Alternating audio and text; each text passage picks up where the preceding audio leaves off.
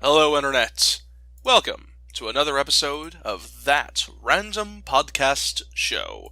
That podcast show where we cover a large breadth of topics: video games, role playing games, music. I don't think we come up with music yet. We'll get to it eventually. Television, movies, and, of course, comic books. I'm your host, Tyler Chansey, and with me, as always, is the guy that runs the channel we're doing this on, of course, Michael Mosley. I mean, I'm pretty much the showrunner, but yes. Welcome, ladies Yeah, and gentlemen. Which, yeah, by but the way, and of course you signed my paycheck. 15 schmeckles, I think, is the current go around. I mean, after the betrayal you did with the X button, it's gonna be 5 schmeckles. So, No, how betrayal, could I? betrayal No, costs. betrayal of cost. I need those schmeckles to feed my family.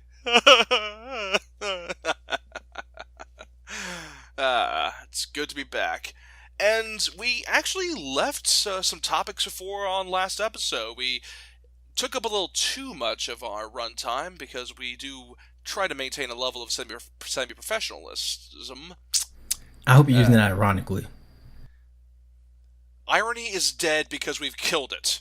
Yeah, I said it. But yeah, we ran like north of an hour and a half show talking about stuff, and we just couldn't cover all the topics we had at the time.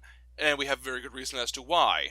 The last episode was our discussion on the Nintendo Switch and The Legend of Zelda: Breath of the Wild. All of our thoughts on that stuff is on the last episode. We're not going to rehash it here. We have a lot to talk about on this episode, but if you want to, check out that prior episode. Short answer: console's good, not great. Breath of the Wild is sublime. Moving on. But we did hint at we wanted to discuss Mass Effect Andromeda and some other things when it comes to the nature of RPGs and some other artsy-fartsy stuff when it comes to games and player volition and all that good stuff. So that'll be the thrust of this episode, ladies and gentlemen. So Mass Effect fans, please pull up a chair, make yourself comfortable. So, Mass Effect Andromeda. It is, as of this recording, not out to the public yet. To those that don't have EA Origin access on the EA's Origin service or their equivalent on Xbox One, I believe, the game is still currently not out to everybody else. It'll be out tomorrow on the 21st. And is, of course, the fourth installment in BioWare's sci-fi action RPG series, revolving around the Andromeda Initiative and the dangers around a spacefaring crew of humans and other aliens from the Mass Effect universe trying to make a life for themselves in the Andromeda Galaxy and in the unknown dangers that lie in this distant place. Am I off on that, Michael? Did I miss anything? I mean, you're basically just a Pathfinder trying to find a new home. There you go. Yeah. Yeah, and you're playing as the Pathfinder, the leader of this arc of people, I believe. I believe our thoughts on Mass Effect have been made clear here and there to ourselves, but for the sake of clarity and transparency, Michael, would you like to refresh us as to your thoughts on the original three Mass Effect games and all of their content? With Your just thoughts on them, your opinions. with the exception of the garbage DLC, because they were all bad. They weren't even really worth it. And the horrible ending to Mass Effect 3. I really enjoyed Mass Effect. All three of them. I enjoyed all three Mass Effects. I love how you qualified that with saying, like, yeah, if it wasn't for all the shit, it'd be good. No, that is most post-game nonsense. The DLC was garbage. The ending was ugh. But, they tried to fix that with a DLC cutscene that wasn't much better. The extended cut, I think, answered some questions and wasn't as big of an insult. But It didn't really do much. For anybody who's like, oh, this is fine, I'm okay with this. It's pretty much like that meme with the dog with the coffee and the house is on fire. That's pretty much all it was. It was like, yeah, the original ending already set my house on fire, but now I got this cup of coffee that's post DLC cutscene. This is fine. I'm okay with this. I spent over 100 hours in this world getting to know these characters and their conflicts and their struggles, and the ending involves just picking one of three different endings. Blatant, which are simple basically endings. all the same, and you get crap. It's whatever. So everybody knows about that controversy. But This is let's move fine. on to. Yes, we are aware of the controversy of the ending. Having said that, though, my personal opinion, kind of the same thing. I actually enjoyed the DLC for Mass Effect 2, and some of the expansions for Mass Effect 3 I thought were actually a lot of fun. Like I enjoyed Lair of the Shadow Broker for Mass Effect 2, mostly because I enjoyed the character of Liara and I liked having a mission with her again in Mass Effect 2. And I actually enjoyed the Citadel DLC in Mass Effect 3, where you just had an opportunity for Shepard and the crew to just hang out. Like it was basically a giant filler episode, so to speak, if Mass Effect was a series of just fun filler, but it was the right kind of levity you needed when it came to, the threats that the Commander Shepard and his crew was facing in those games. So I'm a bit more forgiving of the downloadable content, although I do wish we actually get like a definitive, remaster of those games sometime soon for consoles and PC, just because it'd just be much more appropriate right now. And Well, the yeah, thing is, you can play all three Mass Effects on Xbox One. oh, get bent. I'm just saying, man. If you really want to play Mass Effect 1 through 3, do it on your Xbox One. It's backwards I got, compatible now. I got the trilogy through Origin. I got the trilogy on my PS3. I don't need to quadruple dip because I also played them on the Xbox 360 when they came out. I'm such a fanboy. But that's the Mass Effect trilogy. That's the adventures of Commander Shepard fighting the Reapers and the evil machine people. So, and Michael, you said you've managed to actually play Mass Effect Andromeda. I believe you have some version of EA Access in order to play it in advance. And I have to ask, what are your thoughts? Man, this is such a letdown already. And it goes beyond animation and facial expression, even though that's also something we'll talk about later. It's a can of worms we'll have to open later, but please, general impressions. It is so far somewhat disappointing. The opening is okay, it keeps things interesting. Like, this is not the original Mass Effect. We're actually moving on and continuing that story in our own way, We're in a different galaxy now. Yeah. Yeah, completely different galaxy. But it quickly tries to introduce platforming, a little bit of puzzle elements, plenty of firefights, and the one thing people actually care about, the characters.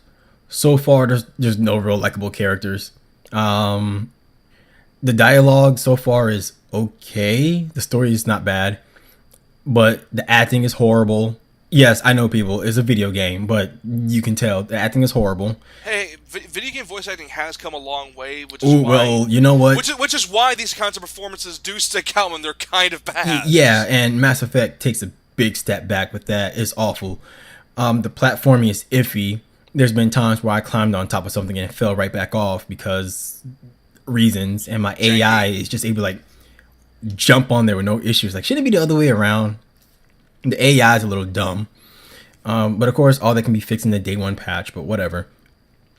Other than everything gets fixed in the day one patch. Yeah, it does. There's been some frame rate issues. The game still during cutscenes, it actually has issue going to a different scene without it bugging out. Like, it's so weird.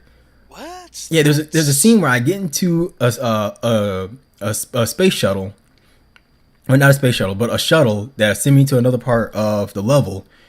When I pressed the button to go, me and one of the AI partners were in the hallway when we were supposed to be in the shuttle, and then we instantly transported into the shuttle and took off. It was really weird.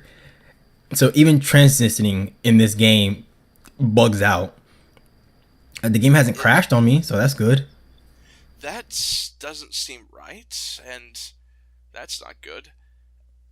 Anything else that needs to be discussed? Because actually, how far have you gotten into Andromeda? As far as the game will let you in your 10-hour trial, like, I've gotten to the end point of that trial within 5 hours.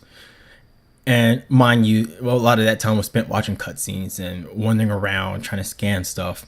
Well, Mass Effect has always been a very narrative-focused franchise with some action gameplays. That's understandable, but how does it handle its pacing, and how does it handle its information density, I guess is the phrase, when it comes to these cutscenes? How much is divulged? Man, they're trying to shoot through so much storyline already. I think I'm at like two different subplots already.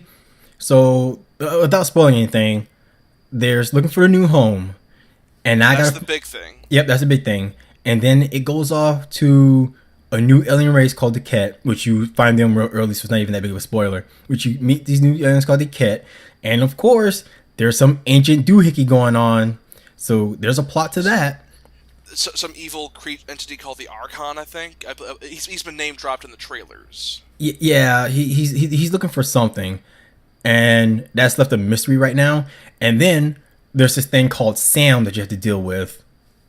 Again, without spoiling anything, you find out about Sam very early in the game, and he has his own kind of plot thing going on that's mixed in with the main plot and the plot with the Ket. So That's yeah, that's a lot to juggle in the first 5 hours. yeah, and they throw it all out there. The Ket isn't really explained a whole lot until you get to. See, I can't spoil it again. And when you get to a certain point within those first 5 hours, you find out a little bit about the Ket, and oh, also there's missing shuttles that you have to. That's another plot line, but it goes with the main plot. So you know, Come on, come on, stay on point. yeah, there's different plot points right now within these first 5 hours. That actually So that doesn't sound all that good because usually whenever I think of solid video game plot narratives, I always remember there has to be at least one solid coherent goal to get through, and everything else kind of dances around like a tent, strands on a pole, so to speak. Like the original Mass Effect, Mass Effect 1. Bad guy is Saren. He's trying to find some ancient technology to destroy the galaxy. Go stop him. Mass Effect 2. You're building up for a dangerous Black Ops suicide mission to stop a threat that's threatening the galaxy. Mass Effect 3. Evil ancient machines are invading the galaxy. Get your troops together and fight them off. Simple, straightforward, challenges and threats. Andromeda, okay, they're kind of doing a sort of Star Trek thing where they have to go and explore new planets and try to colonize it, but there's also a thing with these aliens, and there's also a thing with this person, there's also a thing with this ancient guy that may also be involved, and wait, yeah, stop. and before anybody's like, "Oh, well, Mass Effect has always had kind of subplotty parts," like, no, these are big deals. This is These are treated as major things that all need to be addressed of the same importance. yeah, exactly. Sam, what you find out early on about is a big part because it has something to do with you directly and your family lineage. Um, The Pathfinder, because what not, apparently. not even well, yeah, being a pathfinder, but like it does more with like your father, so it Oh, becomes a mystery. so it's tied directly to, because I did notice there was also the fact that the Pathfinder is basically a brother sister pair, and whoever you choose, because customization is who you play Oh, as, and the which and the customization in this game is trash. not as robust as the face customizer in Dragon Age Inquisition, was it? Oh goodness, no. I mean, like you got your basic sliders and whatnot, but like hairstyle, they don't have too many of those. They have some interesting tattoos and scars, but nothing really major. I always enjoy whenever a game customization allows you to kind of scar up your character, kind of tell an untold story of awesomeness. Yeah, but you get the whole scar on the cheek, scar on the chin, scar on the eye, that kind of thing. Like nothing that's really cool looking. Gotcha. And then there's whether you pick male or female, because in this game, if you pick a female Pathfinder, you get to customize your brother. If you pick the male Pathfinder, you get to customize your sister. I found both to be underwhelming. Like, Not as robust. well, here's the thing: is like there's something about the character customization. For some reason, even though I tried to make my character black, he still looked kind of Asian. Weird. Yeah, Well, it's really weird. that's one thing I did notice about Mass Effect's customization before, because they always hint at the idea that humanity in the 23rd century has kind of allowed for racial mixing to occur a bit more, so there isn't so much pure Asian, pure Caucasian, pure whatever. But Oh no! Like but you, but but you can but make a but, e- character but, e- here. No, like but even when you make a character, they look pure Asian, like unmistakably. It's like, oh, that's kind of cool. That the default character is kind of Asian because your father looks Asian. I don't care what anybody says. The dude looks Asian, and nobody. Yeah, even when you change your character, he still looks Asian. I'm like, wow, my dad's. Wait, but isn't my sister a twin? Oh well, whatever. And so that's kind of off-putting.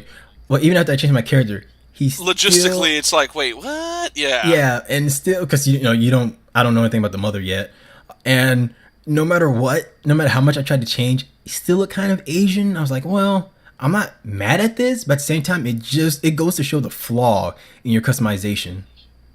And of course, that's a problem. Like, I've heard interesting things about the beginning and how it starts off kind of terrible. Believe it or not, I've heard that it doesn't seem to handle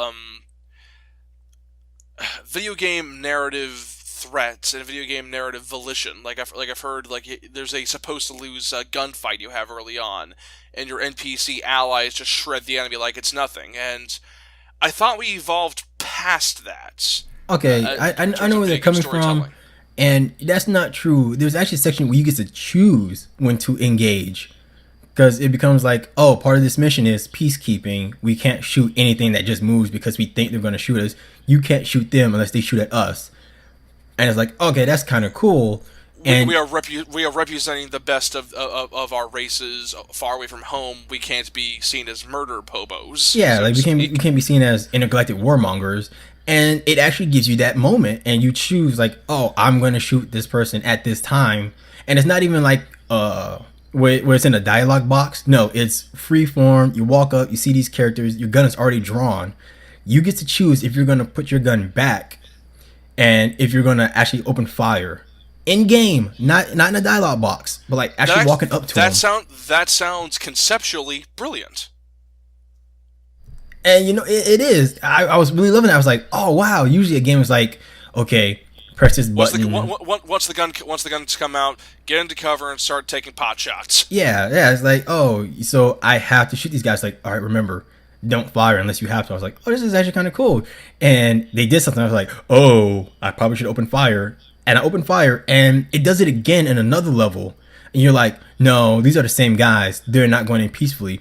So they can and will kill your teammates if you don't save them first.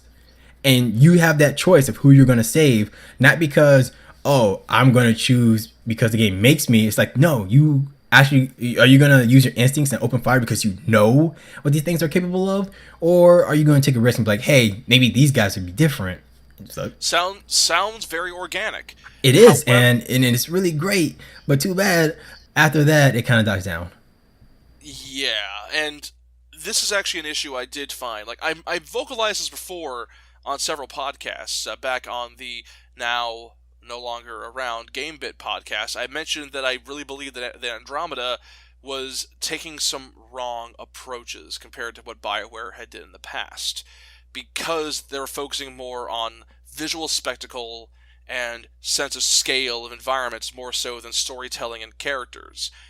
And because I remember enjoying bits and pieces of Dragon Age Inquisition, but I feel like it sounds like it's doing the same thing that Mass Effect Andromeda did. A lot of stuff got thrown at you immediately in Inquisition, stuff you had to deal with. Like, there was no pacing or coherence to it. It's like, a bunch of the stuff happens, handle it on your own time. Also, the fate of the world's on your shoulders, take care of it. And it didn't feel as epic, despite them doing several cutscenes and moments to that. And it wasn't the same guiding hand that I remember BioWare usually having with like Dragon Age Origins and the original Mass Effect trilogy. And I hate to say it, but some of my worries were confirmed when I found out that the team helming Mass Effect Andromeda wasn't even the core BioWare team, but basically their C group, BioWare Montreal, whose claim to fame was the first project was actually the Omega downloadable content for Mass Effect 3.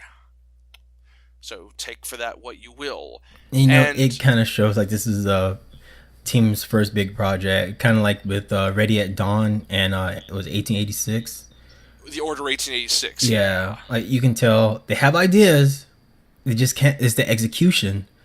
Like they know it. It really does seem like they know where they want to take this new world, this new storyline. They just don't have the chops to actually like pull it off story Present wise. it. Not even presentation. Like it looks cool. Like all these new things that you're seeing, it looks kind of cool. Planets look dangerous. There's sand. Well, I haven't been to one with a sandstorm yet, but there's one with poisonous lakes. Like the planet is fine. Oh, but don't stand in this lake because it's poisonous and it's eating through your suit. Uh, if you step out of your ship, oh, be careful. This air is poisonous, and your life support can only take so much. The filter can only take so much before it gives out, and you start dying. And the fact that you can actually travel around planets now on the Mako rover again, returning back to the sense of large scale that Mass Effect One tried when And they you, and had you the, know, the rover. and you know what? The freedom they give you when you actually land, you get to drive around, is way bigger than what you got in the originals. So like I saw a not a shrine, but I saw this monument in the background, and I decided, oh, if I drive over there, I bet I'm gonna hit a wall, or there's gonna be like a pit, because that pit down there where I can drive down looks like it's one of those game over kind of things where if you go down there you instantly die. No, I drove right over there. World borders, but no, none of that. Yeah, Okay. yeah, no, like the only boards that have like giant mountains that you can't climb, but yeah, it's like, oh, this thing in the background. Yeah, go ahead, go to it, discover, look around. You might find something interesting and cool. Right. And I even found aliens fighting each other in the background. That's pretty neat. Yeah, it's just too bad that frame rate wasn't working with it. But so it sounds like it's a lot of my fears confirmed about Andromeda. Storytelling isn't as coherent. A lot of stuff gets thrown at you at once. The customization isn't as robust, and there's some technical issues, which is all the more painful that we have to address something that has happened in lieu of these trial versions coming out, and the reaction by certain ardent Mass Effect fans that also happen to be of a very aggressive and hostile sort. Yeah, I'm trying not to scream at the top of my lungs, people, because I don't want to scare you. I'm actually a giant teddy bear, all told. But there are certain, Go ahead, keep but lying. Go ahead. but there are certain things that absolutely make my blood boil, and it has to be this ridiculous controversy that has popped up out of the first impressions of Mass Effect Andromeda. So, for context, Michael can back me up on this, but apparently there is some janky and off-putting animation that's in like the opening of Mass Effect Andromeda, and it kind of persists. Like char- characters don't walk nearly as correctly, or animations in the face seems a bit off, or they're a little too uncanny valley, or the dialogue has these gaps in it where they're just staring at the screen. It looks off-putting, and this is what I've gathered from these. I'm gonna put it. Just imagine me saying in air quotes here, fans interpreted this as concept art for the game came out, and they noticed that the default look for the female Pathfinder looked, and I'm quoting here, pug fugly. And apparently they took this as some sort of ham-fisted, progressive, social justice nonsense towards the game's representation. And so these once again, massive air quotes here, fans, once again, small subset, blah blah blah, not all fans, hashtag not all fans, can't believe I have to say that, took this as an affront. So when the full version of the game came out, the animation was just as awful across the board, across certain character models and the like. They decided to, because these fans, air quotes fans, are such a loving, passionate, understanding people to understand just how much the Mass Effect series means for them, they decided to take to social media, do some very shallow level digging, and came to the conclusion that a woman was involved in the animation team and proceeded to perform some very aggressive murder stalking of this one person on a development team of over 300, and blamed all of the problems of this production's animation on her. Michael, please take this away while I scream in the corner for a minute. Okay, so you know more about this controversy than I do. I only know about people being mad about the animation. Me personally, my issue comes with just facial animation. You know, you need characters that can express themselves and emote. Unfortunately, Andromeda, yeah, the emotions that they show in this game is awful, and it's even worse by the voice acting, which is, I'm sorry, low tier. I don't care how many professionals they got. Whoever directed the voice acting, yeah, they need to go back and redo and record everything, because the bad voice acting goes with the weird facial animation. And let it be known, BioWare has always had weird facial animations. Their characters always came off as kind of robotic anyway.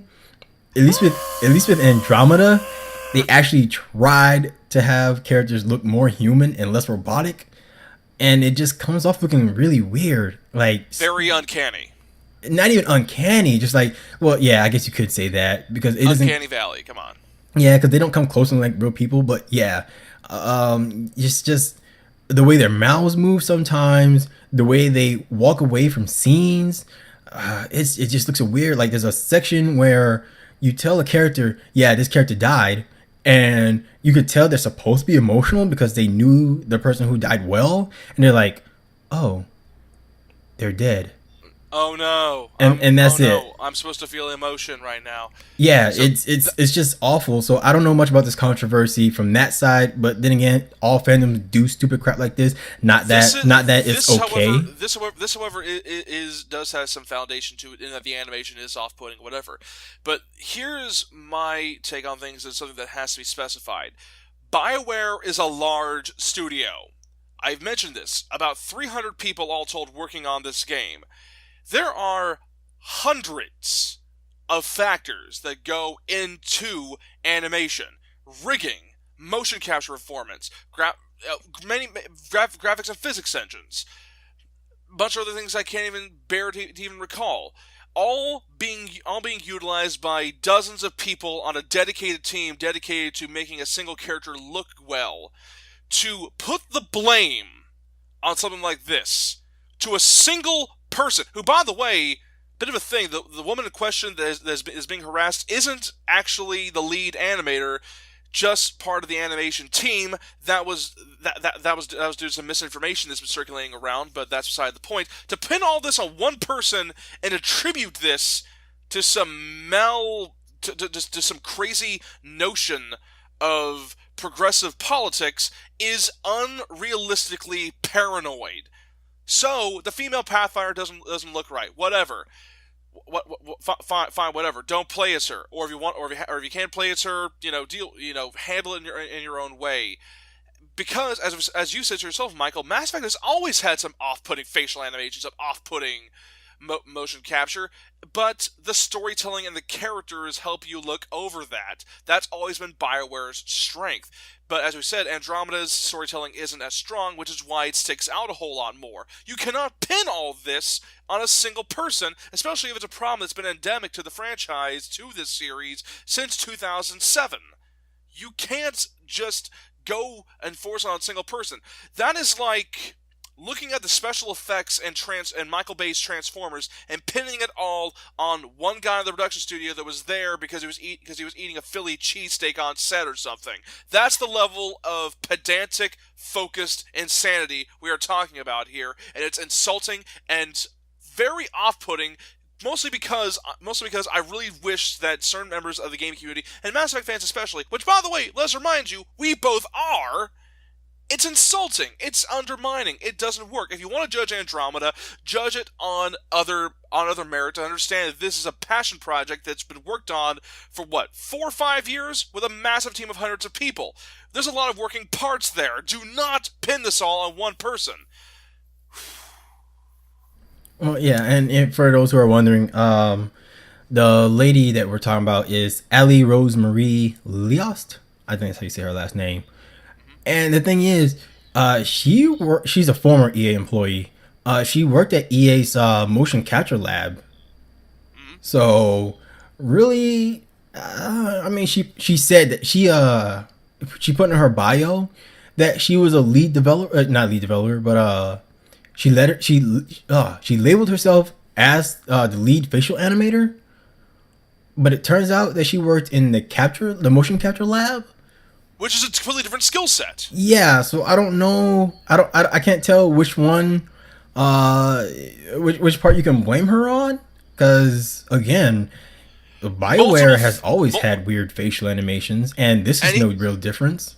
and even then, these are still multi-million dollar productions. And when it comes to having to create big worlds or create compelling storylines, if they have to cut the budget with facial animations, it's understandable, even if it isn't ideal, because, well, you have to pick your battle sometimes when it comes to productions like this. And it's an issue, which is painful to bring up, but that is what we want. That's just one thing we had to address. But let's continue.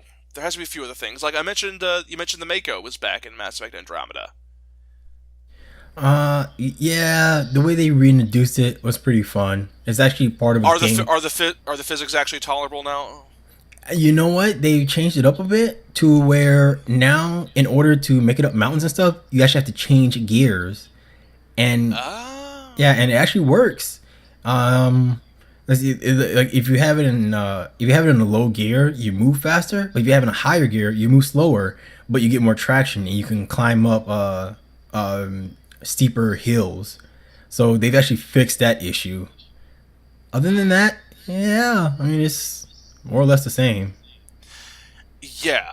I actually have also heard there are some problems right now when it comes to quality of life and when it comes to basic quality of life user interface stuff. Like I've heard weird things about how you can't you can't edit your loadouts in real time. You have to go back to a weapons locker every single time in order to swap out anything. Like you get like a new rifle in the field, you have to go back and get it restocked, or you can only map 3 special attacks or buffs to yourself at a time, and you have to cycle through a bunch of menus. This is what I've read from other reviews, people I trust, by the way, other impressions, and ugh, that isn't good. Can you confirm this, Michael? I don't know about the weapon switching because I myself had no need for it because the pistol, unlike in the past game, actually does some damage in this one. And the assault rifle, it actually works well without two out of a spread. So I stuck with those two for a while. So I never actually swapped them out. Okay. But crafting new weapons and stuff is a chore. The UI for that is garbage, and that could use some work. But Yeah. Apparently there's a crafting system, and apparently it's untenably crazy. it's really stupid. You will sit there for like 30 seconds looking through it just so you could have an understanding of what you're looking at. Oh my But gosh, I usually enjoy certain stuff like that, but there's a line, and it looks like they crossed it. yeah, it needs some work. But the locker thing, it comes down as little space pods that comes down in certain sections of the planet that you're on. So you don't have to go all the way back to a certain place. The pods drop in certain areas that you can use. But it still makes like no sense Well, I in some mean, respects. it keeps it a little more grounded that you're not carrying 600,000 different weapons on you. I think we lost that when we started using space. I thought we lost that when we started using dark energy in order to break physical laws in order to give ourselves faster than light travel. I think we can allow ourselves a little bit of suspension of disbelief, Michael. Well, that dark energy comes back in this game in a big way. Whoa! Oh my! Yeah, again, it's early on, so it's not really a big spoiler, but I'm not going to say how it actually affects the actual story. Do they actually follow through on the dark energy crisis that was supposed to be a thing before, or am I being a little too hopeful with wishful thinking? Without saying a whole lot, the dark energy actually plays an important part, and it leaves it off as a mystery so far from where I'm at. But in the beginning, it plays a big part, and it goes back with that whole new alien race and the thing that they're looking for Say and all no that. more. Yeah, Say no more, yeah. Without please. saying too much. Again, people, this is all within the first 5 hours. All right, and even then, I found that in fact, I would say the first 3 hours. Like it happens really quick. So if you're worried about spoilers, don't worry. It's at the very beginning. I'm not going to tell you much more. And what else were we talking about? You asked about the weapons loadout.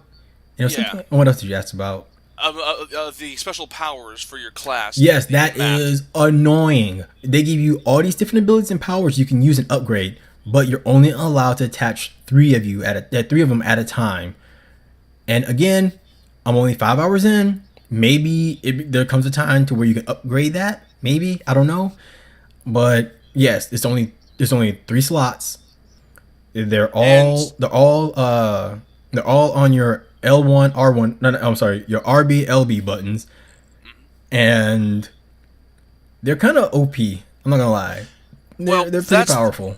that's the problem I'm finding though. Like the other Mass Effects, you can map powers and shoulder buttons as well, but all you had to do in order to change them out or use any more was to hold down a certain button to freeze the action, and then just select any of their abilities you had. It sounds like in order for you to swap any of these things out, you have to go into like two separate menus and pull up a different tab, and then cycle through to find something. Am I exaggerating or am I spot on? Well, I haven't gotten to that point yet because I stuck with those three powers after I found that, like, yeah, no, you're going to replace these if you get something new. I was like, oh, forget that.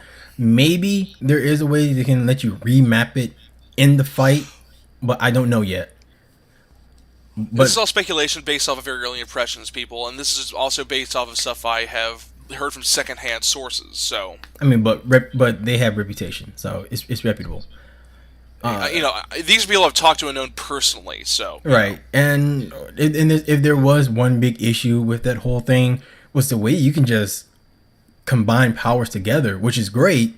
Like well, you could I like that about the last two Mass Effects, how you could do these combos. right, but in this one, like you could set an opponent on fire and then use like a shockwave to like make a pseudo explosion out of them and like just throw people out of your way. But at the same That, time, it that's was entertaining. yeah. At the same time, it was, but it seems like they kind of dumbed down the UI for your allies because so far the only thing it would tell me to do is like, hey, you can tell this person to go here and tell this person to go there and bring them back to you. Cool. How do I tell them to use a certain power that I want them to use? Like, there's something about it. There's something about this game so far where it seems like they take two steps forward. They want to take one step back with the combat. And that is painful. Like, this is something that really does put a damper on. Like, I don't want to be. I don't want to hear this. Part of me, as a fan of Mass Effect, doesn't really want to hear that. I want an excuse to come back to this universe and to these types of characters, into these types of stories. But it sounds like they may have. I don't know. I don't know what happened. It sounds very obviously like a trouble production, or like certain visions got meshed up or mismanaged somehow, or maybe I don't know, some sort of something happened. Something went off down the line, and this is not to say this is a bad game. From what I've heard, it is frustratingly all right. And you know what? That's the problem. Like I said, it is bland. Like this, it's not bad, but it's not that great that you hope for a Mass Effect game. And you and I talked about this before, where we were kind of iffy because they weren't showing a whole lot leading up to the game. Now we see why they did not have a whole lot to show off, and it shows so bad that I still got it. I still got the game. I still pre-ordered it. I'm not gonna regret it. But yeah, this is gonna be like Gears of War 4. It's just bland, a continuation of a franchise, and all that stuff you worried about that has already ran its course after the third great installment. Yeah, this it felt so bland. And that's what really annoys me because once again, I've mentioned this. I've quadruple dipped on this franchise. I enjoy the world and these characters that much. I replay these games sometimes. I go back through them because I enjoy these characters and I enjoy their struggles and I enjoy this world so much. And it sounds like Andromeda will be like Dragon Age Inquisition. Like, I love Dragon Age Origins, and I liked parts of Dragon Age 2. I have not even remotely thought about Inquisition ever since I finished it. And it sounds like Andromeda is going to be that for me. And it's a pain because part of me believes the reason why certain RPGs are so beloved and so done so well is because of the allowance of creative freedom, the idea of personal projection that goes into these games. The power of the player avatar. Like we mentioned, the Pathfinders and Andromeda. Those supposed to be your avatar. Commander Shepard could be anything you want it to be. It could be an Asian guy. It could be a black guy. It could be a woman. It could be gay. It could be it could be whatever, and it would still be the story of a grand hero that goes to save the galaxy. And I heard also that Andromeda dropped the Paragon and Renegade moral choice system that the trilogy originally had, and originally I thought that might mean they would do more complex storytelling, more nuanced morality. I'm Can you confirm or deny this? My goodness, I hate what they've done with the dialogue system.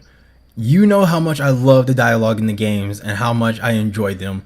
They have taken that and pretty much threw it to the side, trying to make this new dialogue box was like, oh no, it's no longer right or wrong. Now there's compassion and logic. And I was like, oh, that sounds kind of cool.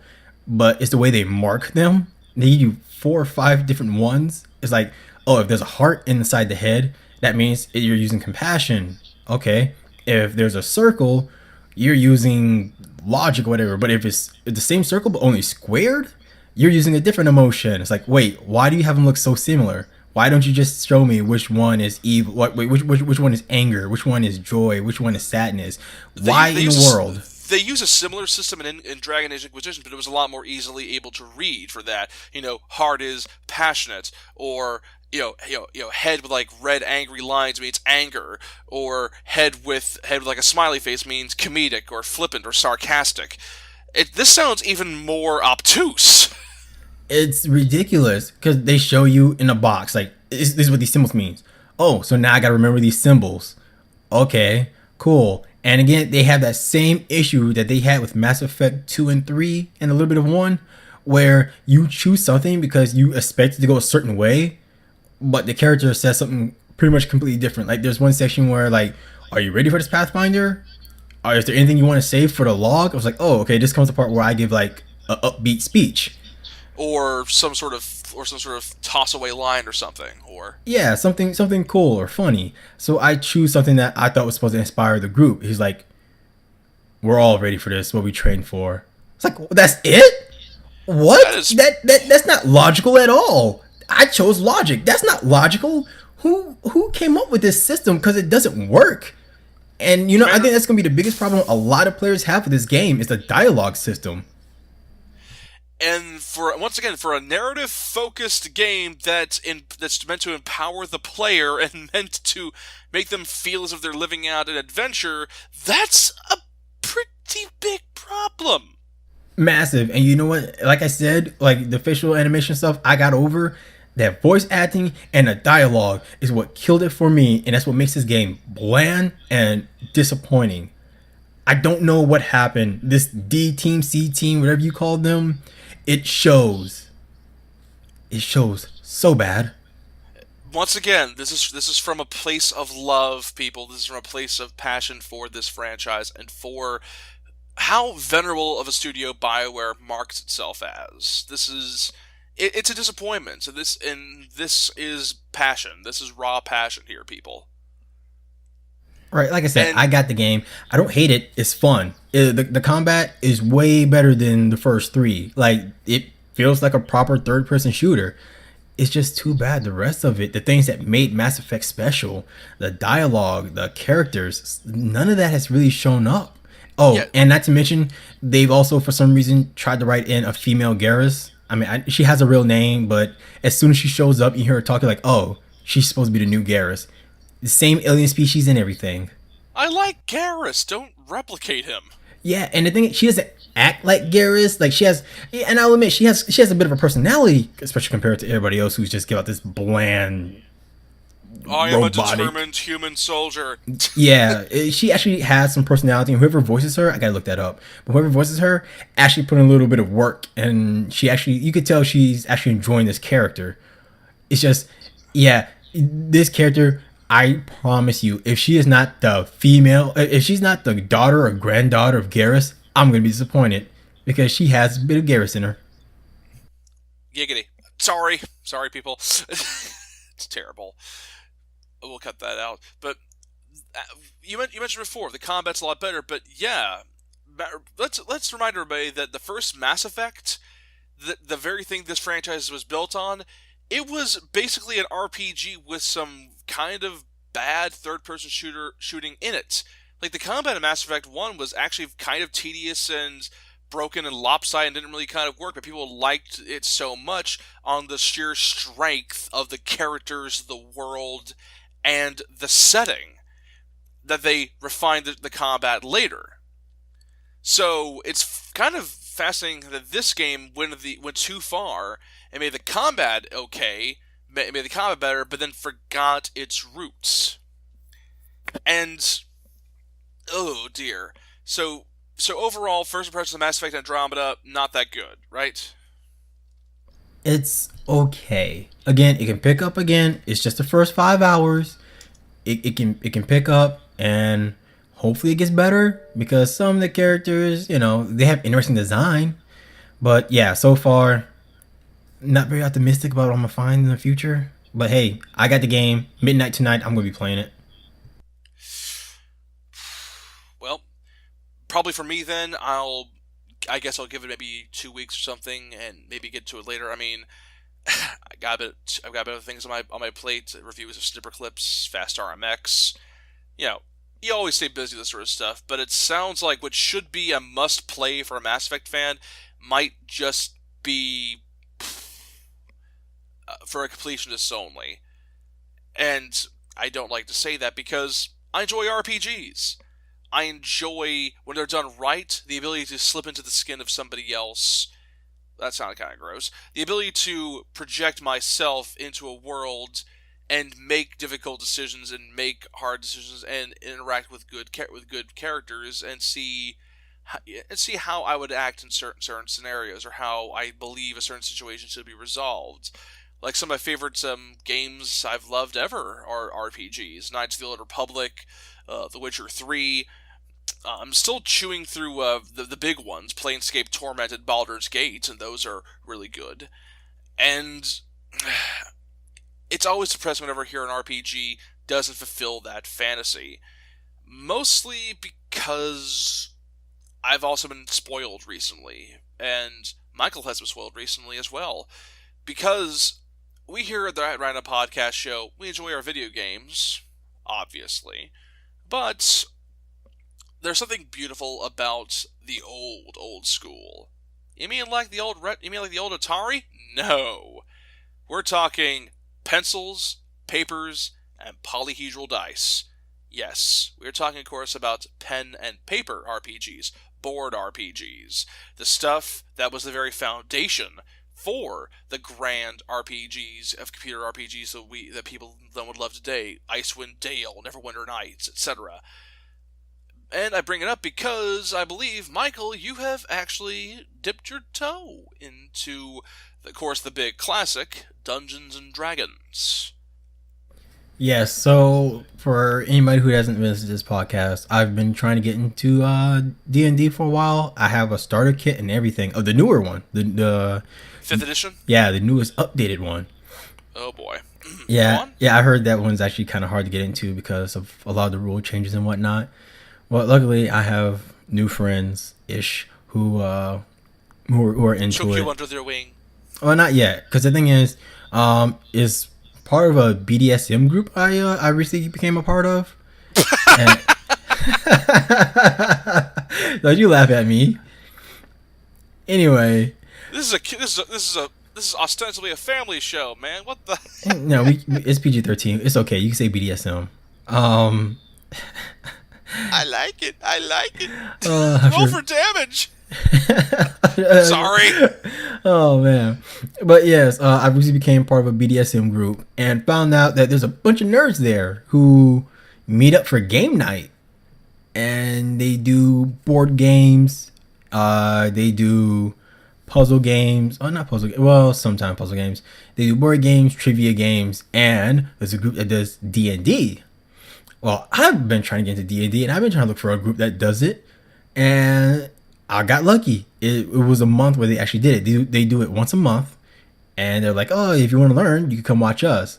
And so I went and watched them, and someone who's from the group had to go do something. I don't know if they had to go to the bathroom or they answered a phone call. I don't know.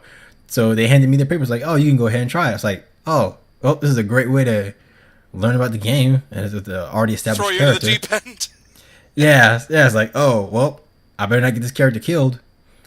And as I started playing, everybody just treated me like I was a normal player. It's like, "Okay, here's your character. Here's what you do. This is the adventure. You ready to go?" I'm like, "Yeah, let's do this." And even though I just jumped into this character, they all treated me like I was that elven character. I hate elves, by the way. For anybody who doesn't know me, I hate elves. My friends tell me I'm racist against them, but Just because I want them all to die in hell's fire doesn't mean I hate them. I just don't like them. It kind of does though, No, but no, you're reading too much. Nope, you're looking too much into it. I just want, go on, man. I just want them to go extinct. Jeez, man, come on. So, so I was playing this elf. I believe it was a dark elf. I don't remember, wizard elf or some crap like that. Drow or high elf or something. High elf, yes, he was in high elf. Some magical doohickey elf. Eladrin, I think, is the title. That might be it. Yeah, so I was the group's elven ex machina, and I got into it. I was doing very well. I was rolling high die. I was doing high rolls. I saved my group from ambushes, and it didn't take me long to get used to being able to use magic powers and what intuitive +2 is and what all this other negatives and positive and buffs and debuffs were. And I really enjoyed it, and I can't wait to go back. This week actually is when they do their 1 month their March get together, and I'm gonna go in there with my kit, no, not my kit, but with my set, and make a brand new character, and hopefully have him join the party. Yes, and hopefully not become some stupid fairy elf. That is always good to hear, Michael, because pen and paper RPGs are actually very enlivening to me, very refreshing, because as I said before, with RPGs and video game RPGs, there's a lot of restrictions in place. You know, there's a defined beginning, middle, and end, and what the player is allowed to do is only by the limit of the programmer. With D&D and games like this, it's a dialogue. It's the players actively speaking to the game master, the dungeon master, who makes up the scenarios, makes up the NPCs, and makes up the quests, and has to improvise or otherwise, plan ahead for what other players are going to do, or what other players will try to do in these scenarios. And it can lead to some very organic and fun moments based on rolls, or based on how low, whether or not a player passes or succeeds or not. And you can easily lose hours upon hours upon hours of time to it. And of all the places of you getting into it, it sounded like you had a good time. It sounded really great. It was fun and interesting. I always make fun of nerds, like, oh man, you guys play RPGs, you guys play these pen and papers. But I've always wanted to join since I was little. Yeah, I was that guy who's like, look at these nerds, man, I wish I could join them. My gosh, that's so dumb. So fun. I mean, dumb. Dumb. I meant dumb, not fun. What are you looking at, nerd? But, what? Yeah, but there's now a group that I know of. Well, there's a place that I know of that has get-togethers. Not that far, like just a few minutes from where I live. And after this week, I'm thinking about going down there with my newly created character and see if I can find more people to create a new character and hang out with. Because so far, the stories that we've come up with, I want to try Dragon Master. And that seems like, Dungeon Master. I want to try that for a while. Good luck. It's a lot of work. But, so, you know what? Since this is basically your introduction, please tell me about this new character you have created for your foray into Dungeons and Dragons. Like, what's the race? What's the class? I don't have one. You haven't made him yet. No, I have not, because I have no idea what I'm doing, and I don't want to be that. Yeah, I don't want to be that guy who walks in with like this typical bullcrap character. This mangled mess of a character that kind of might not work, and the dungeon master has to make sure it's fine. Yeah. Yeah. Although if it was up to me, I'm going to create a fox character, because foxes. That's why. I don't care what anybody says. Your avatar kind of gives it away, man. No need to hide it. like anyone who's ever listened to this show, especially season 1, they already know. But the point is, oh really? But do they know about your feelings towards Crash Bandicoot? Okay, again, that never happened. I don't know. You love the Bandicoot. It never happened at all. No, I'm pretty sure you're thinking about my friend Adam. He was on, and we were talking about that character because he really liked Crash Bandicoot.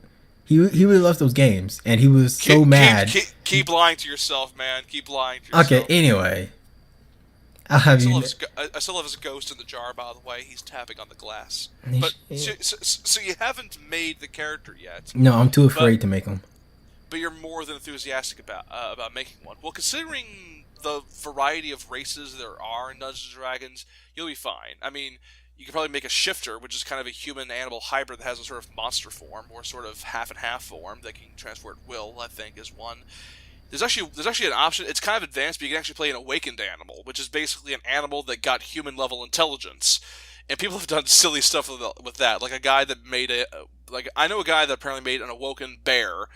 So he's a sentient bear. He can't talk because he's a bear, and he made him a monk so he could fight with his bare hands. So it was basically a monk martial artist, and it was just funny to like go to like imagine this like fantasy pub.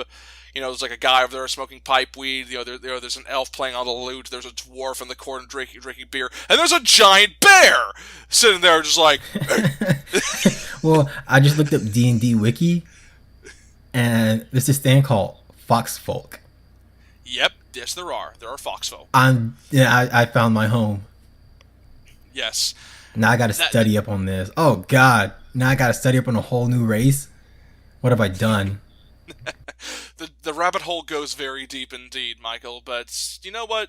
For solidarity, I can maybe talk about my first character I made for Dungeons and Dragons.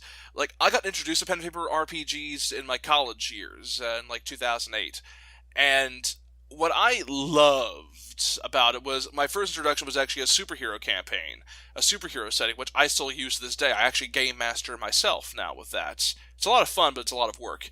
I know, weird. Working for my fun. Am I a masochist or something? But whatever. But I my mean, first you introduction. you did become a video game journalist, so Oh yeah. yes, oh yes. I love it. I love the pain and the suffering. Give me more, please. You had to bring a BDSM, didn't you? Sorry, but Hey, it's been recently, all right. I need my friends.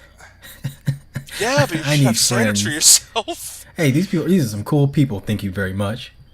I hope I have to assume they are. They have you around. Yay, good people. But my my introduction to Dungeons and Dragons was actually with the critically maligned fourth edition of Dungeons and Dragons. I personally enjoyed. I don't care what people say, but that was my introduction to it via fourth edition.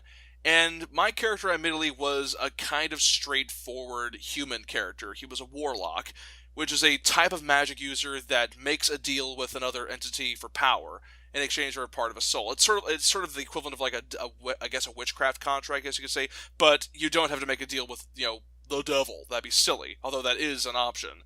I had the character basically make a deal with a fairy queen for unusual fey magic that's ancient and hard to find because he was on a vengeance quest after a necromancer that murdered his gypsy family. He was a gypsy originally that traveled from place to place, had his family massacred, and then resurrected as skeletons. He survived the onslaughts and said, "Okay, that's it. I'm going on a vengeance quest. I gotta make a deal." And bam. Okay, now I'm a badass evil. I'm a badass magic user. Let me go and go on an adventure. Then I met the rest of the party and we went on adventures. And that adventure lasted like, I'm not even joking here, people. It was like 2 years of adventuring. We met every weekend. We got our character sheets together, and we just had these grand adventures of going from across the land and fighting monsters and defeating evil characters and having big character moments. Like my character fell in love. He kind of abandoned the vengeance quest. He transcended and kind of started pulling off Game of Thrones level mind screwery with the fae with the fairies, because fairies are kind of jerks when it comes to politics and the like, and it slowly like turned into like this weird game of cosmic, Game of Thrones with a lot of high end action, and it was just this grand adventure, and I feel sad bringing it up because it ended because the team fell apart. Two of our people had to move away, and it ended with me trying to actually resurrect my patron, my fairy patron who was killed. And in order to do so, I had to fight a Draco Lich, and we were getting ready to prep for this major battle. A Draco Lich is basically, imagine the might of like Smaug from the Hobbit, but also make him undead. Like, we were getting ready for this big battle of crazy, and then kind of ended after like 2 or 3 years. So I'm not bragging, I'm not trying to bore, but it just shows just how much can be done with something as simple as paper, dice, and imagination, and a lot of good creative people together. It can sustain and bring so much. And you know what? I'm all for it. Yeah. I can't wait to actually do more. I wish they did it every other weekend rather than like once a month. But again, that's what this next group can be about. If I find somebody else, and I was like, oh, I can't wait until I can actually like get into it even more and like create characters that suits me, but at the same time gives out this great fantasy element. Because in real life, and Mr. Chauncey here can tell you himself, I already know I'm a pretty awesome guy. So that's one thing already. So to take my awesomeness and put it into a different world, that's chaotic. It's fun. It's a lot of fun, especially if you have good friends that can help move and you know bounce off of you. Because usually the best D&D stories I've ever heard is when it comes to group dynamics, how groups interact with one another, how they help each other while also being amazing. Like best case scenario, you get stuff like the Avengers. Everybody's certifiably awesome, but then when they get together, you know, stuff gets wrecked. I'm gonna wreck so much. I'm gonna wreck everything. And then watch, I'm gonna make my new character and I'm gonna start rolling like fives and eights. I'm like, no, I'm gonna die so No, many times. oh dear. But that's the beauty of pen and paper RPGs, and I'm glad you have gone into it, Michael, because there are certain applications to allow for certain online versions of this stuff. Maybe we may do something later on for the fans. Maybe. Who Live knows? stream D&D. It, Oh my goodness! If we it can do it, happen. yeah, if we do a live action D&D, that may It actually can be pretty happen. awesome. It can happen. I mean, come on. Harmon I'm Quest exists. yeah, I'm in for it. That's basically a television show out of D&D. Yeah, Technically, we it's can look for that. Pathfinder, but no. Yeah, we should Yes, definitely look into that. yes, we should look into it. Stay tuned, folks. But we have a bit of time left, and I do also want to talk somewhat about how RPG elements can also be implemented in other ways as well. That isn't just in terms of video game production. Like we've talked before how it seems RPG ideas and things have started coming over to other series, like the leveling up system in Call of Duty. It's an RPG element, but we still think of Call of Duty as a first-person shooter, for example, or customizable loadouts in Titanfall, etc. But even the pen and paper ideas of character creation and improvisation has actually been carrying over into a bit of creative writing, I've actually discovered recently, which is actually a part of a showcase of the Monday publications on my blog, cybertavern.blogspot.com. It's I'm not going to lie, people, it's going to sound very stupid, but it's effectively a creative writing exercise involving, get ready for certain ears to burn, fan fiction. The mechanic is called a jump chain. It is effectively a crossover fiction where you introduce a new character into an established world, and from there are these supplements that have been made by people that you can find online, and you get X amount of points to spend on certain perks and abilities. You can take certain drawbacks from that world, like let's say a character is after you, or whatever, and you roll dice to determine what race you are, what age you are, and where in that world you start. And from there, you're encouraged to basically write out what happens, what the encounters and conflicts you have, and then you carry that character over to another setting, and then repeats until you wish to stop. And the first world I've wound up doing that for in this has actually been for Mass Effect. I've actually created a new character and I've effectively thrown her into the world of Mass Effect and having her rub shoulders with Shepard's crew in the original trilogy and having certain things not happen the same way.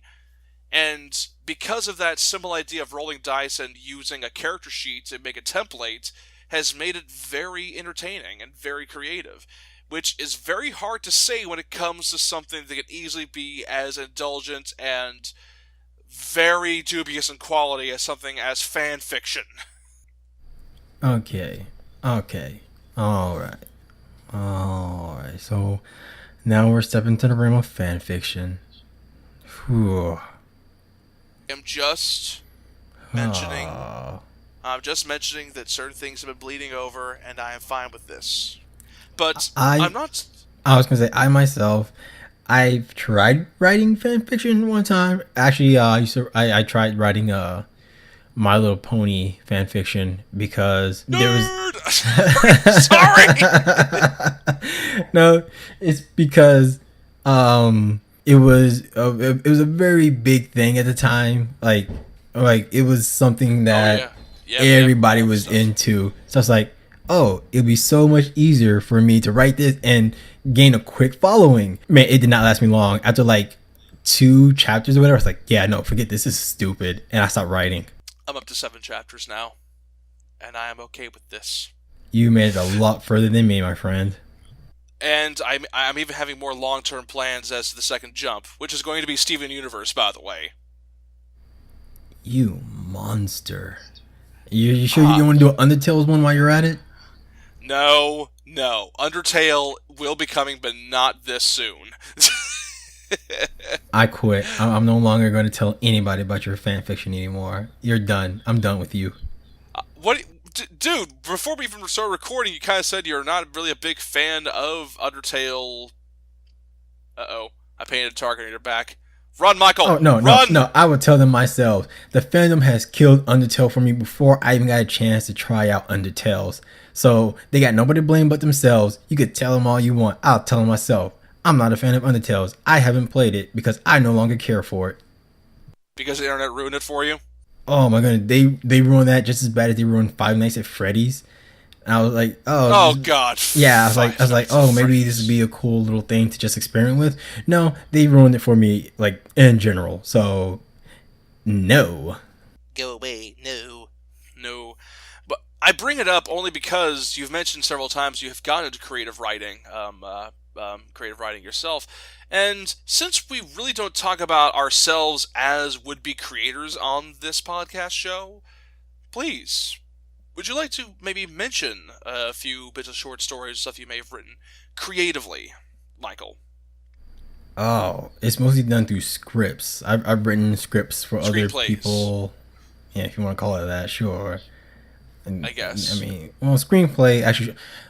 See, that's the thing. It was a mixture. I did do scripts, but I've also done short screenplays. So forget it. I've done both, Okay. and yeah, that's pretty much where my creative writing went into writing scripts, doing a little bit of screenplay. What kind of genres did you stick to? Fantasy, sci-fi, drama, Oh, thrillers? geez, one of them was for animation. A couple most they were mostly for live action. One was a drama, about death and whatnot, and there was Was this during your emo streak or was this later? no. Hey, people hired me and paid me for it. All right, so I was gonna question it. You want a drama about people dying? I will write you one. Okay, fair enough. And I even got picked up as a writer for a comic book, but that died off quickly because the artists that we chose dropped out before we even got to the first issue. And Yikes! yeah, and then the comic book publisher was like, "Hey man, no artists, no deal." And Can't happen. yeah, and they couldn't find a replacement, so I ended up getting dropped too. That sucks. Yeah, and I'm still trying to get into the comic book industry, and that was as close as I've ever gotten. Well, my creative endeavors have more or less just been some short stories here and there. I submitted some essays here and there at certain competitions. Not much came of them.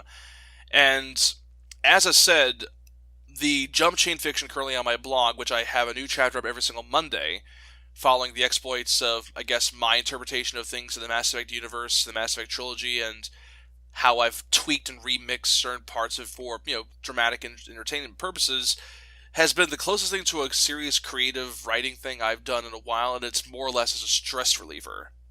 In between the more, let's face it, more pragmatic and more straightforward stuff that of game journalism, criticism, and consumer reporting that it provides. But I've mentioned before because once again I wouldn't be as big of a Mass Effect fan if I if I wasn't writing fan fiction about it and plugging it on a podcast show. So if somebody says we're not fans because we're not being as zealous against certain elements of it, please let the record show and let the court decide just how dedicated I am while still not being a raging, arrogant jerk. Sorry about that. That wasn't diplomatic. Yeah, but that's you. So that's what we're used to. And it's why you love me. Of course, if you want to pick my brain or maybe read some of this fan fiction, which is, trust me, is a lot better than some of the direct you think people are talking about, that's not saying much, you can follow my blog at cybertavern.blogspot.com. If you want to pick my brain even further, you may follow me on Twitter if you like. At Darth Rahu, all one word, capital D, capital R. Michael, where can we follow you? You can, of course, follow me on Twitter with my Twitter handle at M_MOSLEY_JR. And for some strange reason you can't find me on there, you use my name, Zafmod, ZAFMOD. Of course, I have a blog, but I don't really use it a whole lot. It's really just for random updates and whatnot. And you can find that in the description. And of course, there's also my Twitch stream, which I'm going to kick that up pretty soon. And I was supposed to actually talk about this last time. We're getting some new stuff here on the show. We're gonna get a new banner because I'm sick of using the Zafmod banner because again, this is a 2-person show, and that banner made it seem like it's my show and my show only, and that was supposed to be a placeholder, and that was supposed to be like the first 3 episodes, but it took us way too long to find an artist to actually do a new one for us. And now we're on season 2 and nothing. Yeah. So yeah, we have an artist. They're doing a new logo for us, which should be turned into a banner. And we're also going to try and get a new intro because I'm sick of using the Zafmod intro and the Zafmod outro. So we're really trying to make the show like a new thing, like a 2-person thing.